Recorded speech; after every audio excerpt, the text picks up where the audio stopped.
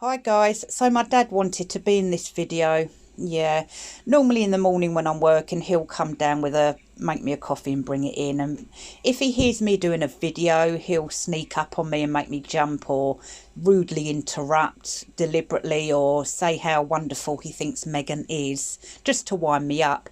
But he wanted to be in this video today because he wanted a real good debate on Meghan Markle. He wants proof. He wants proof that she's a narcissist, nasty piece of work. So what I'm going to do is I'm going to train him up first, because I can't have any family member liking Meghan Markle, especially watching my videos and knowing that she's a schemer and a scammer. I need to wake them up a bit more. So I'm going to work on my dad, then he'll be allowed to join me on my videos. So that could be quite funny actually. But anyway guys, this is the Daily Record, and all this is that the media are putting pressure on Trevor, Meghan Markle's ex-husband, to spill the beans, or hope that he's going to spill the beans on her. Now, it says here, I haven't got time to read it all out, that media companies are offering big money to do so.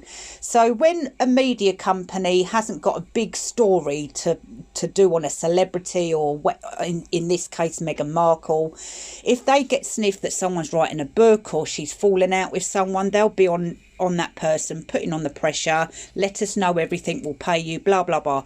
Now, apart from Meghan's normal daily nincompoopery of putting out little puff pieces that are totally irrelevant or we already know, there's nothing that big that the media can report on. So they're really piling on the pressure on poor Trevor.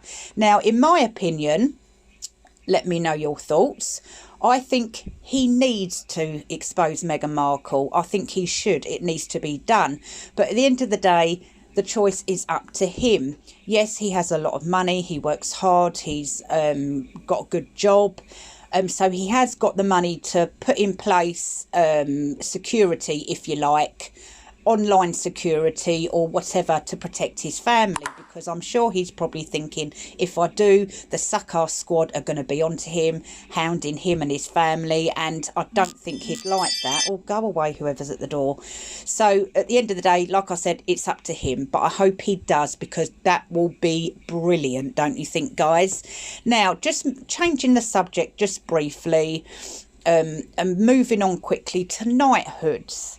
Now, let me know your thoughts about this. This is just my opinion. I personally think that if it's Parliament keeping vital information away from the palace about people that they want to knight, then Parliament needs to have an overall reform on the knighting matter. Now, there's a fraud put out that there's this guy called Claus, I can't remember his last name, but he's the leader of the WEF, World Economic Forum. Now, we knew this a long time ago, but fraud has been putting little bits out there, the truth out there, and people sometimes go off crying because they don't want to believe their favourite people are capable of getting involved with some of these devils, if you like. Now, this Claus geezer, him and the WHO, over the years, they've normally stayed quite quiet about what their agenda really is, but since all these big things keep happening, like COVID and the wars and stuff, what they do is they'll chuck something out there and hope it sticks, and they'll gain a little bit of attention. And then what they're doing now, if you really pay attention, they're really showing their agenda and who they really are. Now, this Claus geezer and the founders of the European Union are descendants from Nazis, and this is one of the main reasons why vote leavers in the UK wanted to leave the European Union, because we wanted no part of fascism and Nazism, and the European Union was founded upon Nazism, was founded by the Nazis basically, or descendants of Nazis.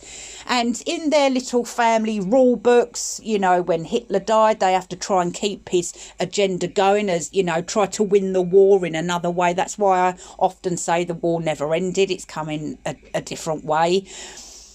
These people are devils. Now, I'm starting to think it's Parliament not giving the palace the information about these people that they want knighted by the late Queen, or now King Charles. And this Claus geezer was knighted by the late Queen. Are we being played, people? Or is it Parliament? Do the royal family know the history of these people? Do they know that they don't deserve to be knighted? Because in my opinion, a lot of these people that are knighted by the late Queen, or now King Charles or Prince William, don't deserve it, because all they've ever done is try to destroy our once great nation. If it is the Parliament that's not giving the right information to the palace, then the palace need to ask for some sort of reform in Parliament on the knighting matter, because the palace, in my opinion, they do need to know who these people actually are and whether they do actually deserve to be knighted. However, on the other hand, I do have a feeling that the palace do know, and why it's all morals and principle, and it just doesn't look good in my personal opinion.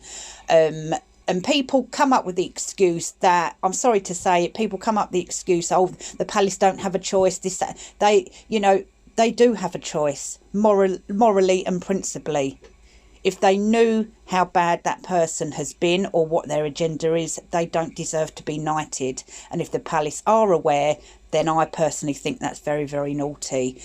Like I said, if the palace aren't aware, they need to do more research and need to ask Parliament to give them the correct information so that they can make up their own minds about the matter. But I don't believe this they don't have a choice, this, that and the other. In my opinion, from what I know, they do have a choice, morally and principally. But anyway, guys, let me know your thoughts in the comments, and I'll see you very soon.